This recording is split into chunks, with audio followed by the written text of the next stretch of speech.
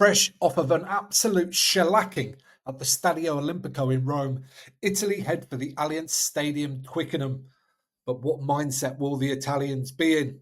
Hello, amateurs. Welcome back to our Six Nations series, here with you throughout the Championship and beyond. Hit subscribe down below. You know, all the good stuff. Now, it was a bad day out for the Italians last time against France. I had Mike on from the Fratelli the Rugby podcast, and we went into it in great detail. I'll link it up there for you. Go and check that one out. But today, in this episode, I am going to be looking at what I think the team will be that Italy pick to take on England this coming Sunday. And there are a few squad updates, and most of them are good here for the Italians. In come Mohamed Hazza from Zebra, and it will be a debut for him if he gets selected and on the pitch. But Rizzoli is out. Also back, and most importantly, I think, for the Italians is Monty Ioane and Dino Lam as well. So two of their bigger, more experienced players, I would say they're back, fit and available, certainly in the squad. I'm assuming they're available and fit. Okay, what did I want to see from the Italians last time out against the French? Well, kind of hilariously now looking back on it, I wanted to see if they could execute their sort of new pragmatic approach. And in truth be told, they didn't even really try. They tried to play a lot of rugby against the French with some success.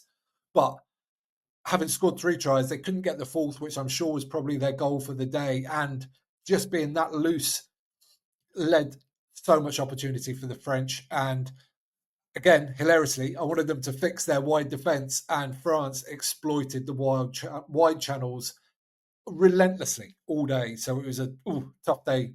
Tough day for the Italians.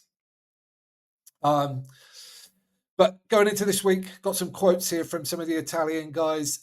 Simone Ferrari, the tight head, says, "We want to focus on ourselves, to start again with confidence, good play, and above all, a good defence after the doubts that emerged in the last match." I've no doubt there are doubts from the last match. The thing is, though, with that, France were just so amazing at executing whenever they saw a glimmer of hope, and Italy folded incorrectly a number of times, leaving the wrong numbers on certain sides of the ruck, and France is so good at nicking that. So they made a lot of errors in defence, but the French were so good at exploiting it. Also, Lorenzo Canoni says discipline against England will be fundamental. So it's obvious where the Italians are going with this at the moment.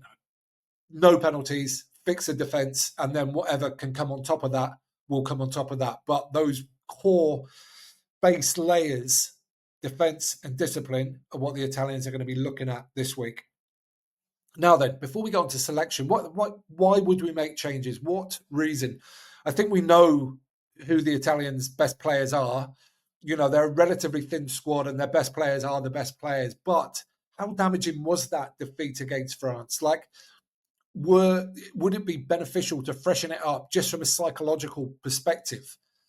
I'm not sure. I think they might well be able to look at this game and park it and say, okay, we did make some errors defensively, but the French were unbelievable in taking advantage of that. So, you know, the scoreline is about as bad as it possibly could be based on our own performance. So I don't think they make many changes. Let's look at the forwards. The one change I make here is Nicotera coming back in. If defence is going to be a key factor, then Nicotera's tackling is some of the best in the tournament. Like, he absolutely belts people. And I think if they're going to want to stop England playing, they're going to want to get into them and be, you know, really disruptive, then his tackling is absolutely key. So for me, he comes back in. All the rest of the guys stay the same. The forwards, I thought, have done pretty well. You know, their scrum has gone really well for the Italians. Some of the work from the back row, they are just absolute machines. The amount of carries that Negri puts in, the amount of tackles that all of them put in, they were absolute workhorses, and they work their socks off for the team. So I think they all go again. Rutzer showed some fantastic touches in open play last time out against the French. Will we see that at Twickenham? I'd love to see it. Absolutely love to see it. Okay, into the backs. And just one change here. Monty Ioane comes back into the left wing. He's not Yeah, he's definitely dropped off a little bit as a player, in my opinion, but he's still absolutely Italy's best left winger. I'd love it if Italy can get the ball in his hands a little bit more. His ability to break a tackle, his ability to get gain line is can be a real focus point for this Italian side. We haven't really seen it this championship so far. Love to see it in this game. And all the other guys, I picked out Paolo Garbisi for some of his defensive work against the French. He just never stops trying. His work rate is insane. And of course, Manoncello and Brex, the same. They are absolute machines, the pair of them, with some incredible subtlety as a centre partnership as well. Will Capozzo be exploited on the wing a bit defensively again? It's definitely happened this championship so far. The Scots did it and the French did it as well. Will England be able to get Ollie Slightholme some joy on that wing? And then obviously with Allen at fullback as well.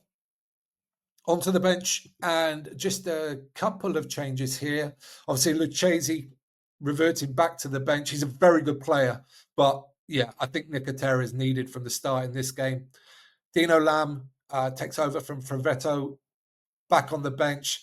He's such a good all-round forward, such an athlete. I think he comes back in. And then JC going back to that number 23 jersey where he started the championship.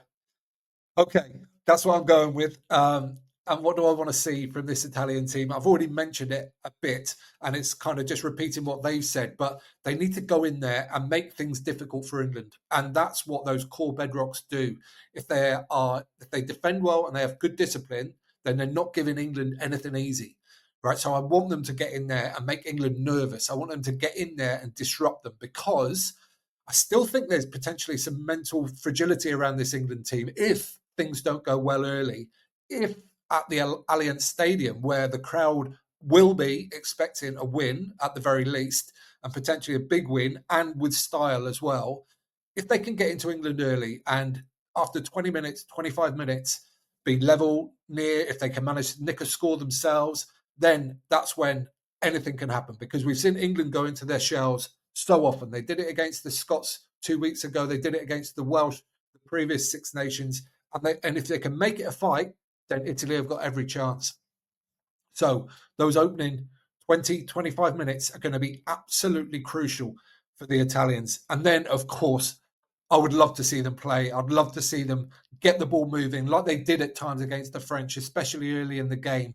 But I think this week, for this game, they probably need to be pragmatic early, and then hopefully that stuff will come later in the game. Time will tell. As you all know, I'm a big fan of the Italians. I love what they do, what they're all about. So let me know in the comments down below. Do you think this is the team that will be picked? Do you think they can win at the Allianz Stadium? They've never beaten England ever before. It's their last big sort of scalp to tick off in the Six Nations. Could it be this week? Let me know. Let me know what you think. And give this video a thumbs up while you're down there if you don't mind. It helps other people find it. And you can subscribe there.